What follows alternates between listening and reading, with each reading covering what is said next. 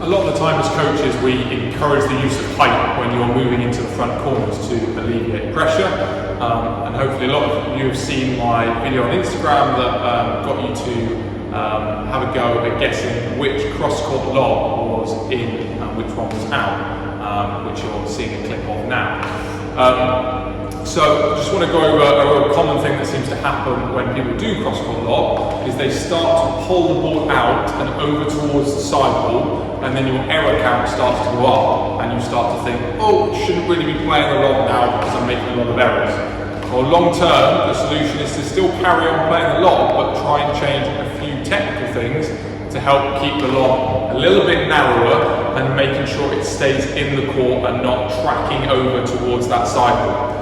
So the technical difference in that video that you're seeing was the way my body is being controlled as I'm striking the ball, and a little bit of where my follow through is finishing. The first really important thing to pick up is the control of my shoulders and my torso as I'm striking the ball. The most common thing I see as people hit the cross-court lob is they lose control of their shoulders and their torso, or because they're thinking they're trying to hit a cross-court lob, they end up pulling their shoulders too far round, and that pulls the ball towards the sidewall and gives you the risk of hitting the ball out. So a real common thing you see is people strike the cross-court lob is as they're hitting, their shoulders, see my shoulders and my torso is getting lost and starting to face that left-hand sidewall, or from the other side, the right-hand sidewall. So try to make sure that your shoulders and your torso and your chest face the front wall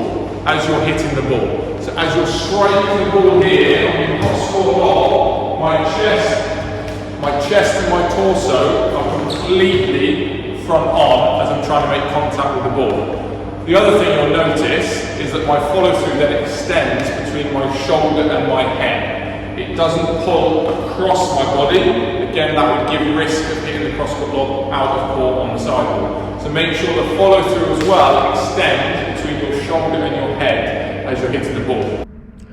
Look at Rodriguez's shoulder position as he hits this cross-court lob. It is facing the front wall, and as he moves backwards, his shoulders and torso are remaining facing the front wall. This stops the ball dragging out towards the sidewall. Here is another example from Victor Cruin in a similar position in the front right corner. As he approaches the ball, his shoulders and torso are very front on. His follow through, although rather short in this instance, is still directly up and not over towards the sidewall across his body. So I'll quickly demonstrate what we want it to look like and what we don't want it to look like. Let's do the don't want it to look like first. So as you're hitting across the ball, go. Want that, you've got real high risk of pulling the ball out. This is what we do want it to look like.